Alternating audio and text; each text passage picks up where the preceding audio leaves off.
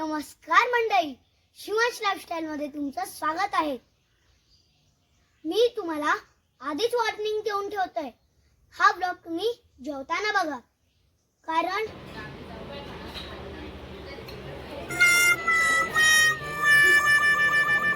इथे आपल्या मुंबई सारखे पाहुणे मिळतात, मग इथे थोडेसे कडक मिळणार आहे।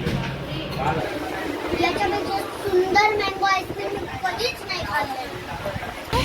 आता आपण आलेलो आहोत आपल्या शेवटच्या आणि माझ्या सर्वात आवडत्या जागेवर। याच्यातली जी चटणी आहे बघा, ही जगात भारी आहे। मला सांगा म्हणजे नक्की काय असतं। नमस्कार मंडळी, शिवांश लाईफस्टाईल मध्ये तुमचं स्वागत आहे। मी तुम्हाला आधीच वॉर्निंग देऊन ठेवतोय, हा ब्लॉग तुम्ही जेवताना बघा, कारण या ब्लॉग मध्ये तुमच्या तोंडाला पाणी सुटणार आहे। तुम्हाला तर माहितीच आहे, मी आलोय दिवाळीच्या सुट्टीनिमित्त माझ्या गावी सावंतवाडीला। आता मी तुम्हाला या ब्लॉग मध्ये सावंतवाडीतल्या काही प्रसिद्ध ठिकाणी तिकडचे जेवण खायला नेणार आहे, तर चला माझ्यासोबत।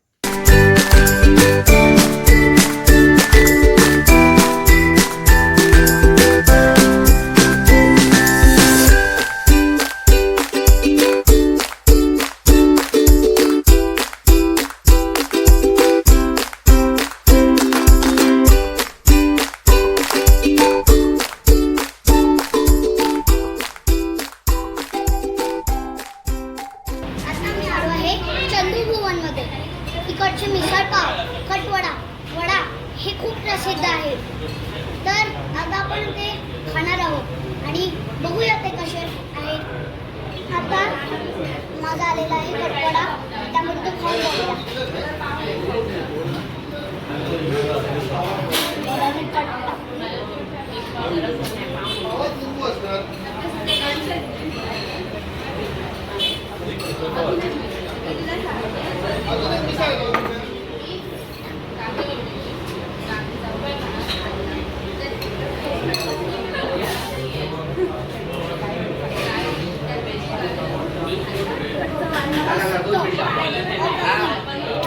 खूपच मस्त आहे।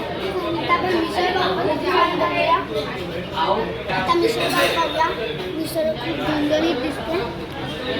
इथे पाव आणि हे बघा, पावाबरोबर लिंबू पण आहे, आपण लिंबू पिऊया।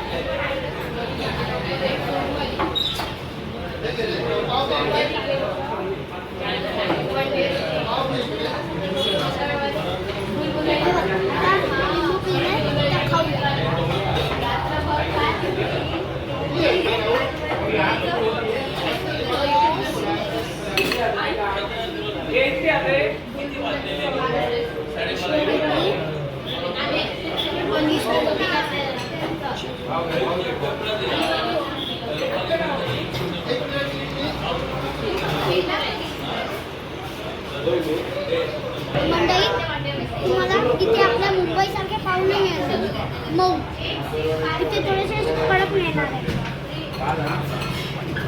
मिसळ खूपच मस्त आहे। आता पेट पूजा झालेली आहे। मिसळ, कटवडा खूपच झणझणीत होते आणि वड्याचा कवर खूपच कुरकुरीत होता। आता झणझणीत खाऊन झालंय, आता थोडंसं गोड खाऊया। त्याच्यासाठी आपण जायचं आहे बाजूलाच असलेल्या बाळकृष्ण आईस्क्रीम सेंटरमध्ये। चला।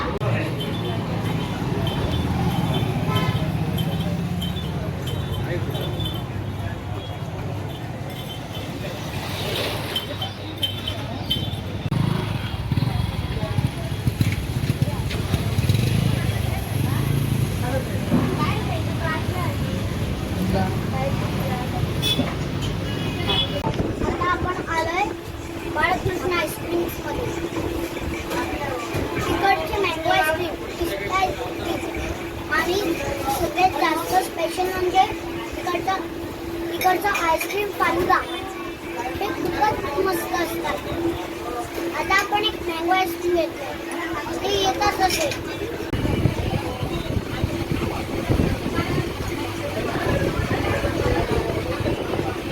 मित्रांनो, आपलं मँगो आईस्क्रीम आलंय. आता आपण हे खाऊन बघूया कसं आहे.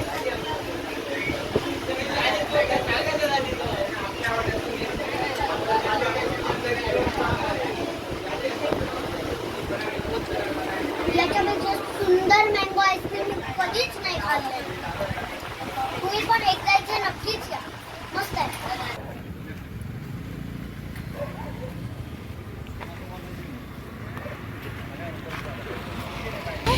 आता आपण आलेलो आहोत आपल्या शेवटच्या आणि माझ्या सर्वात आवडत्या जागेवर, सादले वडापाव. वडापाव तर सगळ्यांचाच आवडता आहे, पण इकडच्या वडापावला तोड नाही.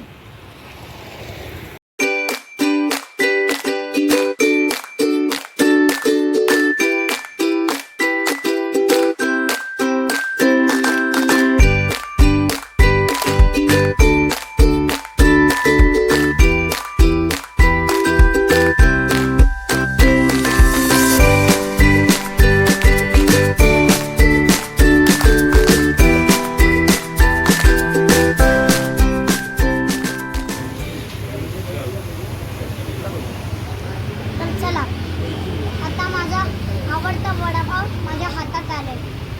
याच्यातली जी चटणी आहे ती बघा, ही जगात भारी आहे. तर आता हा वडापाव आपण खाऊया.